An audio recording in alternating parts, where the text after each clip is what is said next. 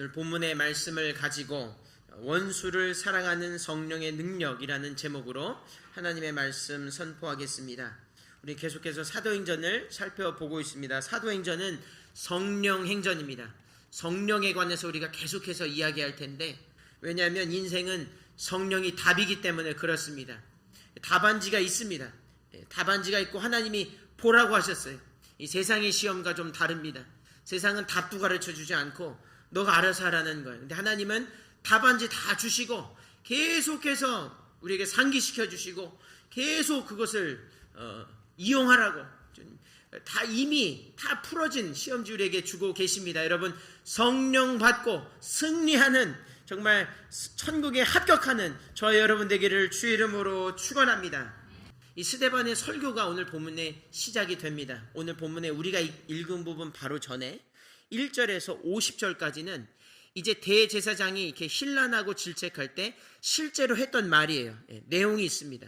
그냥 자기 마음대로 얘기한 게 아니라 어떤 사람에게 이렇게 이야기할 때 이 사람이 성경에 근거해서 모든 것을 다 푸는 것을 볼 수 있어요. 율법 전체를 축약해서 50절에 걸쳐서 스데반이 무엇을 유대인들이 잘못했고 대제사장이 회개해야 되는지에 대해서 이야기하는데, 여러분 아마 굉장히 잘 익숙한 인물들이 나옵니다. 아브라함, 이삭, 야곱, 요셉, 모세, 다윗, 그렇죠. 새벽 기도에 살펴보는 그 모든 그 이름 똑같습니다. 이미 답안지가 다 있다는 거예요. 그들이 역사적으로 무엇을 잘못했는지 계속해서 지적해 주는 모습을 볼 수 있습니다. 여기서 중요한 것이 두 가지가 있는데, 먼저 생각할 것은 첫째로는 이 역사의식이 있어야 산다는 것입니다. 할렐루야. 역사의식이 있어야 돼요. 여러분, 이런 말들을 아마 많이 들어보셨을 거예요. 역사를 배워야 됩니다.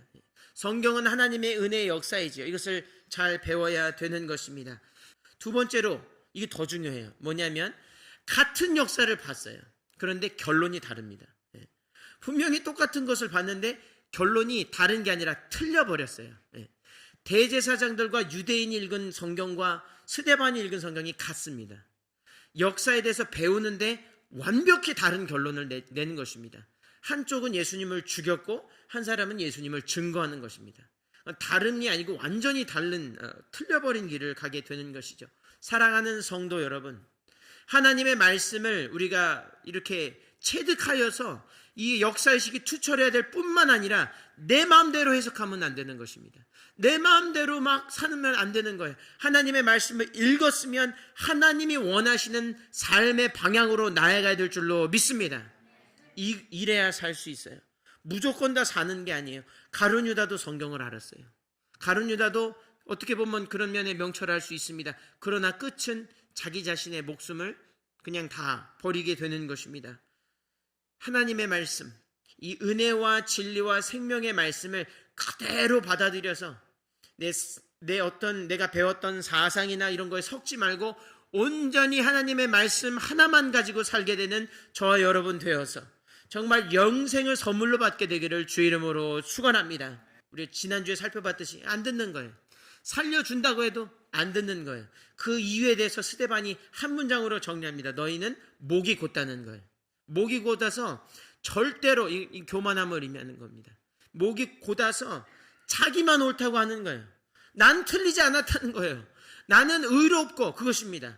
예수님을 믿지 않는 본질, 하나님의 말씀을 멀리하는 본질은 뭐냐면 내가 맞다는 거예요. 내가 맞다는 거예요. 내가 내 인생의 주인이라고 하는 거예요. 목사님, 저는 그렇게 그렇지 않습니다. 그렇게 얘기한 사람이 중요한 게 아니라 그렇게 살기 때문에 문제입니다. 말은 그렇게 하지 않는데 내 삶을 들여다보게 되면 내가 옳은 거예요. 이것은 우리가 엄히 우리 가운데 경계해야 됩니다. 내 자신에 대해서. 왜냐하면 대제사장들 교회에 있던 사람들이에요. 그렇죠? 이 신앙의 이 인물들이라고 하는 그런 사람들이 그랬습니다. 그러니 나는 어떻게 했어요?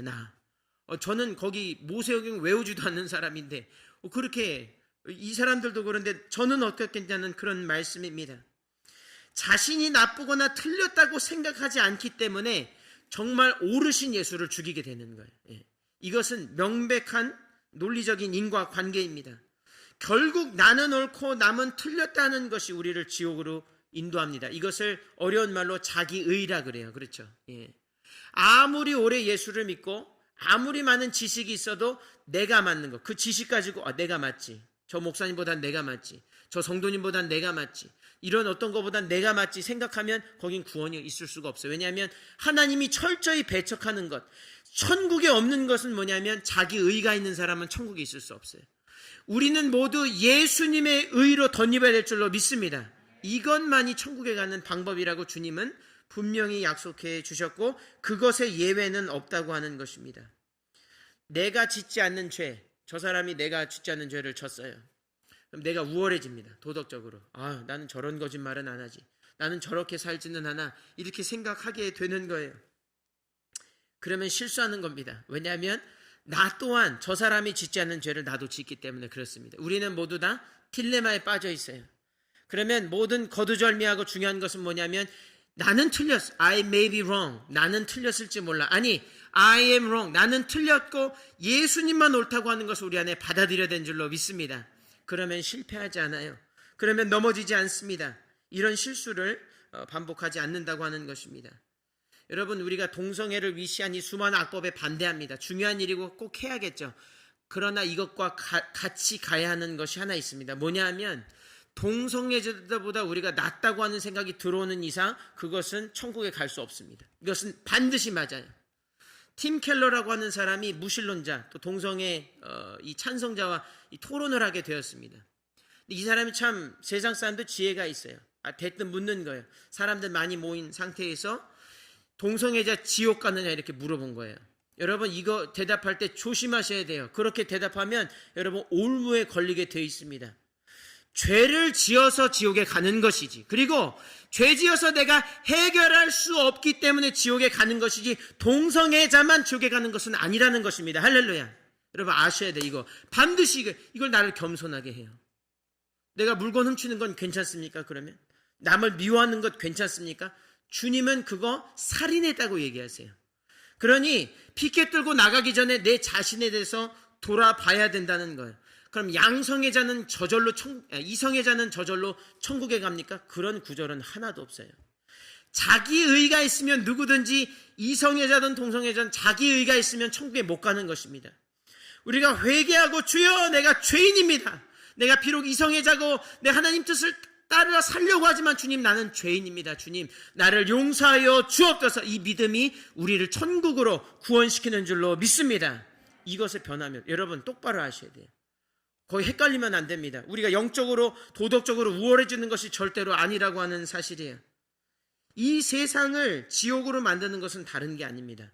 특정한 죄? 그렇지 않아요. 이 세상을 지옥으로 만드는 것은 자기의입니다. 자기의. 내가 맞지, 내가 틀리지 않아, 남은 회개하고 나는 그렇지 않아요. 우리는 손가락을 자꾸 나를 향해서 자꾸 봐야 돼요. 제가 이 설교 준비하면서 많이 회개했습니다. 그렇지, 내가 진짜 회개해야 될 사람은 나야. 야, 나같이 더러운 사람은, 저는 항상 그런 마음이 있어요. 제가 설교하지만 목회자의 가짜 양심을 두드리는 것은 내가 죄인인데 어떻게 이런 말씀을 전할 수 있나, 이 귀한 말씀을. 그것도 또 마귀의 역사죠. 내가 날 생각하지 않고 말씀은 대언해야 되는 것이에요. 왜냐하면 거기에 생명이 있기 때문입니다. 내 안에 자기의가 절대로 있을 수 없다고 하는 사실입니다. 로마서 3장 12절 다 치우쳐, 특정한 사람이 치우쳤다고 하지 않습니다. 로마서는 분명하게 다 치우쳤다 그랬어요. 다 치우쳐 함께 무익하게 되고 선을 행하는 자는 없나니 하나도 없도다. 할렐루야. 그러니 우리는 늘 하나님께 죄인임을 고백하고 나아가야 되는 것입니다. 바울을 보면 아주 명백하게 이게 나와 있어요. 바울 사도가 이제 사도가 됐습니다. 예수님을 만나고 보니까 이 은혜가 귀하고 내가 담대하게 복음을 전해야겠다 해서 복음을 막 전했습니다. 열매도 생기고 교회도 세워지는 거예요. 근데 자꾸 예수님의 사도를 위시한 이 무리들이 이 바울 사도의 사도직에 대해서 의심합니다. 성경 읽어보면 그게 나오게 되는데, 바울 너는 그리고 너의 무리들은 예수님 살아생전 이 세상에 계실 때 함께 떡을 뗀 일이 있느냐? 예수님을 본 적이 있느냐? 이게 신학적으로 굉장히 중요한 물음인데, Have you seen the Lord? 너 주님 봤느냐 이거예요. 사실 본 적이 없죠. 같이 제자들과 같이 한 적은 없어요. 바울은 자기가 주장하는 거예요. 내가 다메섹에서 예수를 만났다고. 남들이 안 믿어주는 겁니다. 아무리 얘기해도 증거가 막 열매가 나와도 막 자기를 변호하고 싶은 거예요. 바울이. 약간의 분노가 있는 거예요. 뭐라고 하냐면 고린도후서에 내가 큰 사돌보다 조금도 능력이 부족하지 않다. 그렇게 나오는 거예요. 주님이 주셨다. 담대하게. 옳은 것이죠. 그렇게 나가는 거예요. 이 사람이 사역을 하다 보니까 어떻게 되냐면 자신이 진짜 이게 내가 진짜 죄를 많이 졌구나. 내가 진짜 죄인이구나를 알게 됐어요. 더. 그래서 뭐라고 중간에 고백하냐면 내가 다른 사도와 동일한 사도의 신분이다라고 그렇게 고백을 합니다. 바울이 그렇게 갔어요. 좀 낮아진 거죠. 겸손해진 거예요. 근데 진짜 막 고생을 엄청 하고 고난받고 막 채찍맞고 엄청나게 그런 가운데 가니까 오히려 어떻게 됐냐면 이 사람이 야, 내가 정말 죄인이 내 엄청난 죄인이구나. 내 정말 씻을 수 없는 죄인이구나. 그런 핍박을 받으면서 자기가 핍박했던 사람들을 바라보게 되면서 내가 진짜 죄인이구나라고 하면서 고백한 게 바로 그게 뭐냐면 내가 죄인 중에 괴수구나. 할렐루야. 이걸 깨닫게 되는 거예요. 사역을 하면 할수록 주님을 쫓으면 쫓을수록 내 자신을 바라보게 된다고 하는 사실이에요. 오늘 본문을 읽으면서 이것은 대제사장에게 주시는 말씀이고 나랑 상관없지. 굉장히 대단한 착각에 우리가 빠지게 되는 것입니다. 사실은 문제는 뭐냐면 대제사장이 예수를 죽였을 뿐만 아니라 나의 의가 예수를 죽이는 거예요.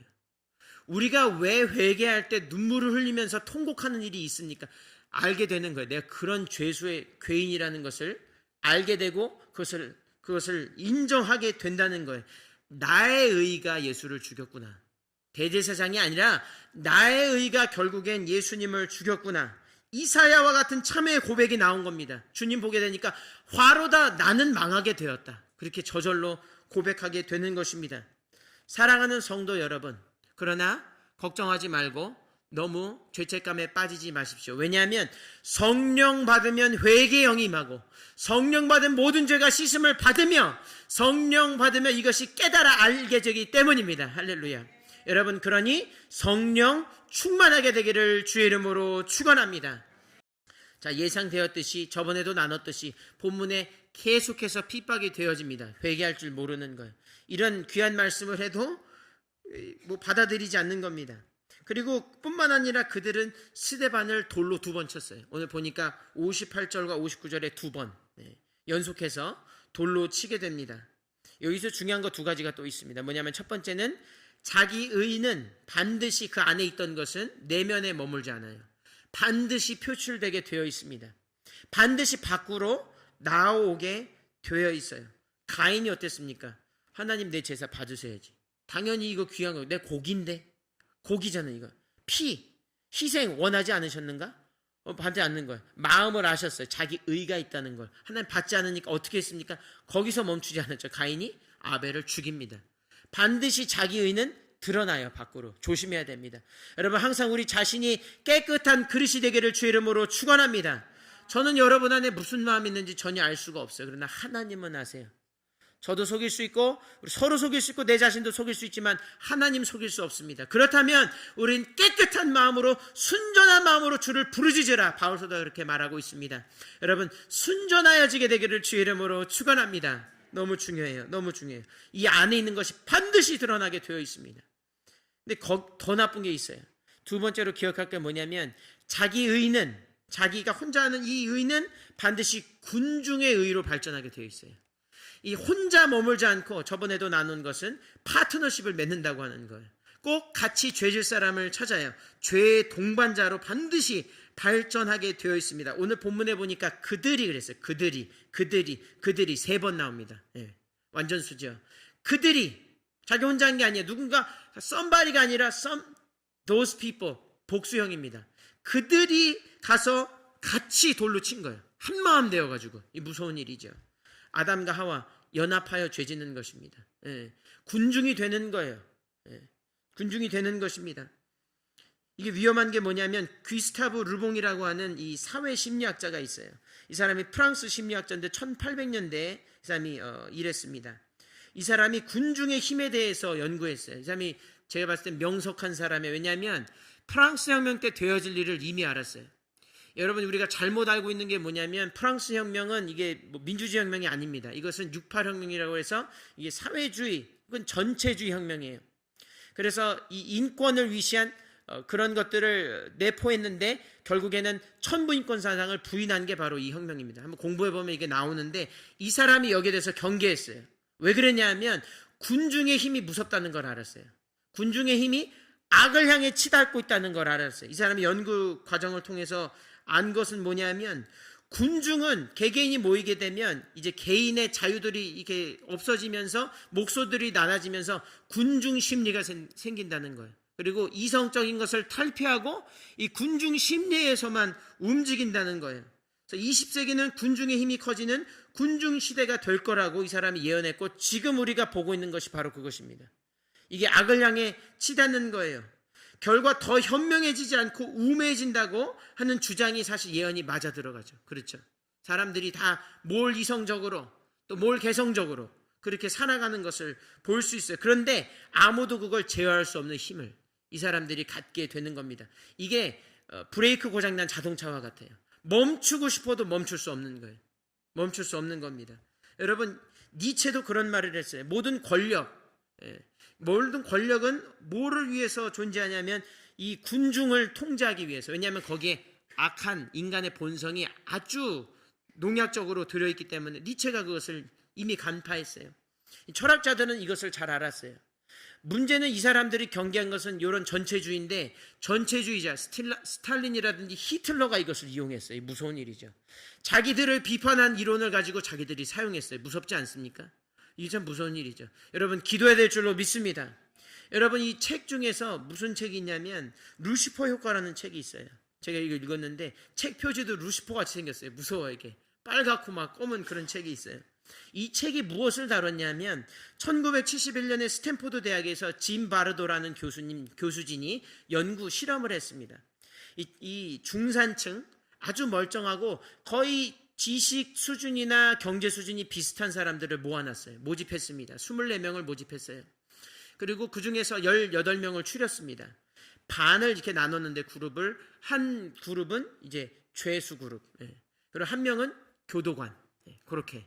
그래서 피지배자랑 지배자의 그런 구도로서 두 그룹을 나눴고 임시 감옥을 만들어서 그 안에 역할을 하게 했습니다. 그래서 하루에 15불 주고서 그 일을 했어요. 다른 것들은 그렇게 세세한 지침은 주지 않고 이 역할에 충실할 수 있는 자유와 뭐 이런 것들을 지원해주고 법 테두리 안에서만 그것을 할 수 있도록 그렇게 했습니다. 근데 놀라운 일이 벌어졌어요. 하루 이렇게 막 지나면서 이틀째부터 문제가 생깁니다. 교도관들이 역할에 너무 심취한 거예요. 그리고 이 사람들이 시키지도 않은 일을 막 하는데 막 성적인 모욕을 주고 욕설을 하고 소리를 지르고 또 얼차례라고 하죠. 사람들에게 가학적인 행위를 합니다. 그래서 그냥 하는 거예요. 그러면서 웃어요. 웃고 사람들끼리 즐거워하는 겁니다. 그리고 그것을 막 나누고 나는 오늘 이렇게 했다고 막 교도관끼리 그렇게 하는 거예요. 그 죄수들도 역할을 했던 사람들도 화가 나는 거죠. 막 어떤 사람은 옷도 벗기고 이런 일이 있는 거예요. 이 사람들이 교도관을 탈출할 것을 모의까지 합니다. 막 소리를 지르고 밤에 막 어떤 사람이 정신 찰랑증도 막 일으키려고 해서 실험이 결국 중단되었어요. 2주 동안에 걸친 실험의 계획인데 6일 만에 그쳤습니다. 그렇게 되었고 굉장히 논란이 많은 그런 실험으로 남았는데 더 무서운 건 뭐냐면 이 실험을 끝낸다고 하니까 교도관 역할을 한 사람들이 화를 내는 거예요. 더 하고 싶다고. 무섭죠? 여러분 이게 놀랄 것이 아닌 게 이게 우리의 모습입니다. 이게 죄라고 하는 것은 반드시 개인은 용기가 없어요. 일단 군중으로 뭉치게 되면 이것이 정말 무섭게 되는데 이것이 지옥이 되는 것입니다. 이것이 지옥이 되는 거예요. 굳이 실험이 없더라도 우리는 모두 세상이 감옥 같은 세상에 사실 살고 있어요. 그렇죠? 너무 비관적으로 보지만 정말 그래요. 뉴스를 보십시오. 감옥입니다. 맨날 죄진 얘기 막 밝혀내고 막 서로 물뜯고 엄청 욕하고 그런 얘기밖에 없지 않습니까? 뭐 감옥이 따로 없는 것 같아요. 뭐 죄 막 서로 막 손가락질하고 뭐 말도 아닌 것이죠. 그런 군중적 거악이 생기고 결국에 예수님을 죽인 것은 그 군중적 거악입니다. 개인이 죽인 게 아니에요. 개인은 그런 힘이 없습니다. 군중이 그렇게 하는 거예요. 힘과 권세자들이 스데반도 죽음으로 내몰았죠. 자, 이러고 끝나면 설교가 여러분 너무 우울하시죠? 걱정하지 마십시오. 성령 받으면 거기서 헤어나올 수 있습니다. 할렐루야. 왜 그렇습니까? 베드로 보십시오. 말고의 잘랐죠. 악이 있어요. 주님 거기서 말하십니다. 하지마. 성령 역사 아니라는 거예요. 너 그 성령 받아야 돼. 모여서 받아. 모인 거 뭡니까? 군중이잖아요. 그렇죠? 근데 우리의 군중은 저들의 군중과는 다릅니다. 왜 그렇습니까? 성령이 임하시기 때문입니다. 120문도가 모였어요. 군중 아닙니까? 똑같이 죄를 져야죠. 똑같이 죄악을 향해 치달아야 되죠. 학자들이 설명을 못하는 거예요. 교회는 모일수록 물론 부족하고 연약하죠. 그러나 교회는 모일수록 선한 영향력을 끼치게 되는 것은 뭐냐 하면 성령이 역사하시기 때문입니다. 할렐루야. 보란듯이 용서하고 우리 할 수 있다는 걸. 아무리 통제하고 어려워도 금요천 예배 못해도 우리 예배합니다. 공예배를 지키는 거예요. 우리가 해야 할 걸 하고 사랑과 천사의 얼굴을 보여주면서 우리가 할 수 있는 일을 할 수 있습니다. 어떻게 할 수 있습니까? 성령 받으면 할 수 있습니다. 역사가 증명하는 거예요. 사실 성령은 한 명만 받아도 된다고 성경은 증거해요. 그렇죠? 아까 얘기했던 아브라함, 이삭, 야곱, 요셉, 모세 다 한 명이었잖아요. 그렇죠? 아무리 그 엄청난 그 죄악의 군중들이 모여들어도 이 성령 받은 한 사람에게는 안 된다는 거예요. 그렇다면 성령 받은 군중이라고 한다면 세상을 변화시킬 수 있는 줄로 믿습니다. 그래서 요한 웨슬레가 그런 말을 했어요. 나에게 100명 하나님을 두려워하고 예수 그리스도의 복음을 전하는데 조금도 부끄러워하지 않는 100명만 준다면 내가 세상을 뒤흔들어 놓겠다. 할렐루야. 문제는 뭡니까? 성령을 받아야 된다는 거예요. 성령을 받아야 된다는 거예요. 여러분 그렇습니다. 성령의 열매 이 같은 법을 금지할 법이 없다고 그랬어요. 금지할 법이 없습니다. 도대체 없는 거예요. 여러분 그와 같은 법 없이도 사는, 그러나 모든 법을 완성시키는 놀라운 사랑의 능력이 있게 되기를 주의 이름으로 축원합니다. 마지막 60절을 보겠습니다. 다 같이. 어떤 일이 있냐니까 60절 다 같이 읽겠습니다. 시작. 무릎을 꿇고 크게 불러 가로되 주여 이 죄를 저들에게 돌리지 마옵소서. 이 말을 하고 자니라. 아멘. 자, 당연히 예상됐던 반응이고 계속된 반응이죠. 세상의 반응 돌로 치고, 그러나 스데반의 천사의 얼굴은 결국 이 실체는 뭐냐면 이 천사의 용서, 천사의 행위는 뭐냐면 사랑과 용서로 드러났습니다. 그 사람들 질책하지 말고 죄를 돌리지 말아달라는 거예요. 이거는 은유적인 표현이 아니라 이것은 실제로 그렇게 해달라는 간구입니다. 여러분 어떻게 이렇게 할 수 있습니까? 성령 받으면 할 수 있다는 거예요. 성령 받아서 이렇게 했다고 하는 사실입니다. 자, 이것이 중요합니다. 스데반에게서 우리가 배워야 될 것은 바로 성도의 필수 과목입니다. 이것은 절대로 선택 과목이 될 수 없어요. 다른 것들은 선택 과목 될 수 있습니다. 방언을 할 수도 있고 안 할 수도 있어요. 주님이 주시는 거니까요. 선물이라는 것이 주님이 받으면 그것이 그렇게 내가 원하는데 그렇게 해야지. 그러나 사랑과 용서는 필수적인 것입니다. 필수적인 거예요. 우리가 좀 이따 나누겠는데, 이 성도는 세상 죄악에 대해서 주지해주는 동시에 인간이 어질러냈던 이 모든 것을 비판에 끝나지 않고 그것을 감싸안고 사랑하며 용서하는 데까지 나아가야 되는 거예요. 주님은 반드시 그 부분에 대해서 우리에게 반드시 물어보실 겁니다. 반드시. 그래서 귀신을 쫓고 뭐 이렇게 너 주의 복음을 전해. 복음이 무엇입니까? 죄와 용서입니다. 용서하는 거예요. 예수님이 나를 용서해줘. 그럼 끝나는 것입니까? 아니죠. 남도 용서해줬다는 걸 인정하는 게 나의 용서입니다. 이어지게 되어 있어요.